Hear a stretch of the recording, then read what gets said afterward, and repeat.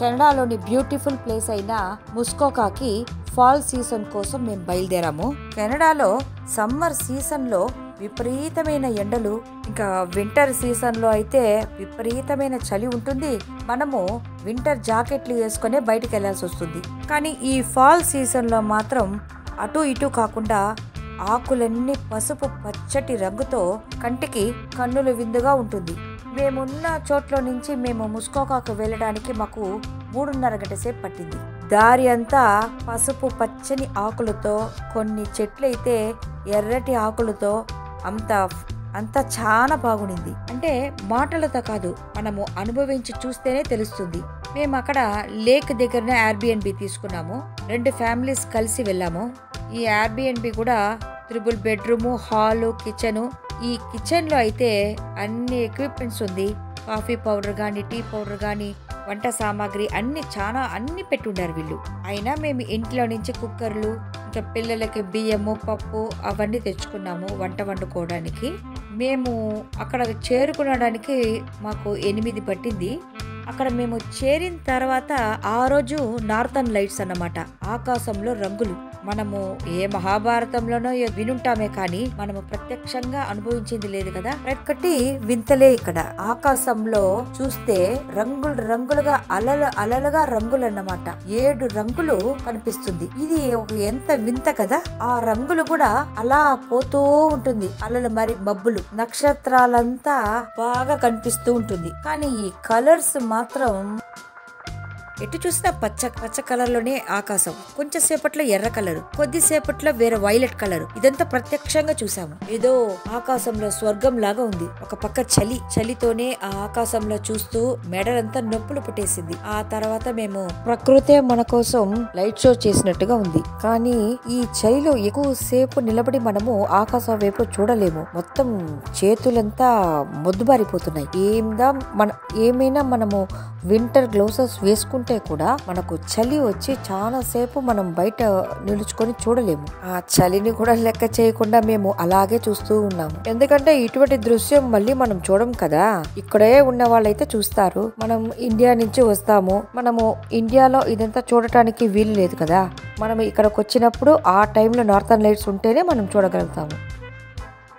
ప్రకృతి యొక్క వింతలు చాలా అద్భుతం. డిన్నర్ భోంచేసుకుని రూమ్ కొచ్చి పడుకునేసినాము. మరుసటి రోజు పొద్దున 10:30 గంటకి మేము ట్రైల్ కి బయలుదేరాము. ఆ ట్రైల్ దగ్గర లేక్ వ్యూ ఉంటుంది. ఒక అప్ అండ్ డౌన్ కలిసి 3 కిలోమీటర్లు ఉంది. 3 కిలోమీటర్లో ఉంది, 6 కిలోమీటర్లో ఉంది, 10 కిలోమీటర్ పైన కూడా ఉంది. అదే ట్రైల్, సేమ్ ట్రైల్. ఒక దట్టమైన అడవి అన్నమాట. ఈ అడవిలో ఈ ప్రకృతి అందాలు చూసుకుంటూ నడుస్తారన్నమాట అందరూ. ఆ కలర్స్, ఆ పైన్ ట్రీలు ఇవన్నీ చూసుకుంటూ ఆ లేకుల యొక్క అందాన్ని మనము ఆస్వాదిస్తూ వెళ్లాల్సిందే. ఈ యొక్క కలర్స్ అంతా చూస్తే మనము ఇప్పుడు సినిమాలో మనకు చూపిస్తారు చూడండి, డ్యూయెట్ పాటలు, అలాగుందన్నమాట. మనం అది సినిమాలో చూసి ఉంటాము, ఇప్పుడు ప్రత్యక్షంగా చూస్తున్నాము. మనము సినిమాలో డ్యూయెట్ సాంగ్లు చూసేటప్పుడు చాలా అద్భుతంగా కనిపిస్తుంటుంది మనకి. ఇంకా కోట్ల రెట్ల అందాలతో చాలా అందంగా అనిపించింది. ఒళ్ళంతా కళ్ళు చేసుకొని చూస్తున్నాను. నేనే కాదు, అందరూ అంతే. ప్రతి ఒక్కరూ ఈ అందాన్ని ఆస్వాదిస్తున్నారు. మరి ఈ చెట్లు, ఈ పైన్ ట్రీలు, కింద పడిన పైన్లు, ఆ లేకులు ఇవన్నీ చూస్తే చాలా అద్భుతంగా ఉంది. మేము మా Airbnb చేరుకోవడానికి 7 o'clock అయిపోయింది. అప్పటికే చీకటి పడిపోయింది. ఇక్కడ చలికి నిప్పు కూడా కాల్చారు. ఇంకా డిన్నర్ చేసి పడుకున్నాము. 2 nights అయిపోయింది.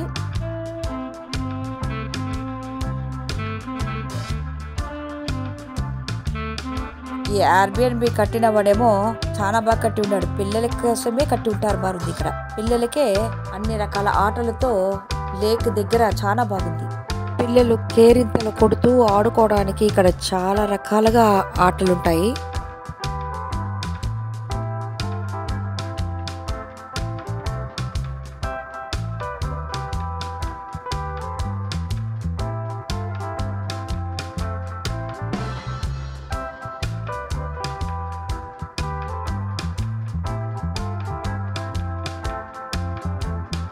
వాళ్ళతో పాటు మనం కూడా బాగా ఎంజాయ్ చేసి ఆడుకుంటూ ఉండొచ్చు.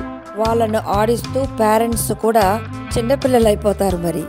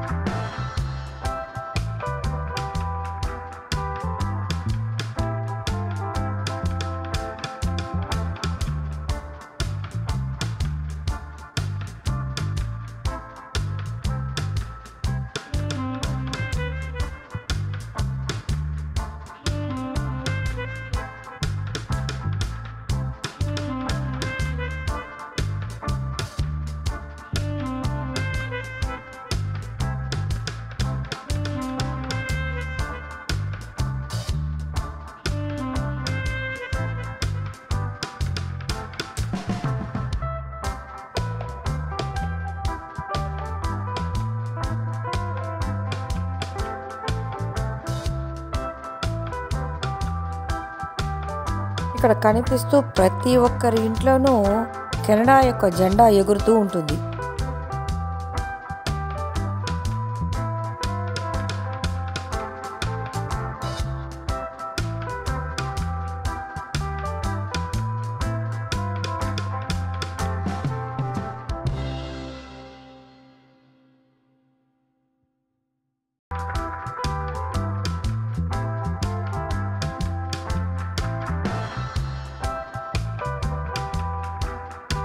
పిల్లలకే అన్ని రకాల ఆటలతో లేక్ దగ్గర చాలా బాగుంది.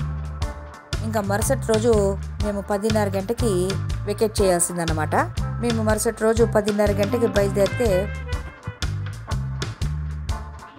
ఇంకా మిసెసోగాలో వచ్చే అంజప్పర్ హోటల్ అన్నమాట. అచ్చు చెన్నైలో ఎలాగుందో అలాగే ఉంది. అందరూ నాన్ వెజ్ మీల్స్ భోంచేస్తే నేను వెజ్ మీల్స్ భోంచేసాను. బాగుంది.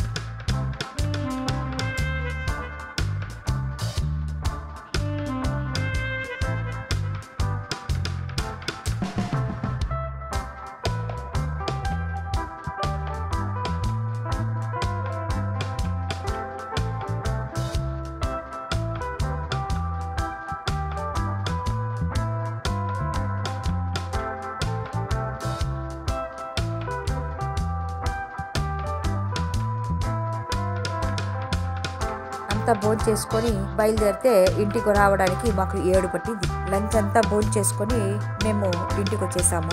మిసెసోగా ఎక్సలెంట్. కానీ అయితే పిల్లలు మాత్రం బాగా ఎంజాయ్ చేశారు. అద్భుతమైన అనుభవం ఒకటి మిగిలింది నాకు. నాతో కూడా మీరు కూడా ముస్కోకా చూశారు కదా. మీకు ఈ వీడియో నచ్చినట్లయితే సబ్స్క్రైబ్ చేసుకొని లైక్ చేసుకోండి.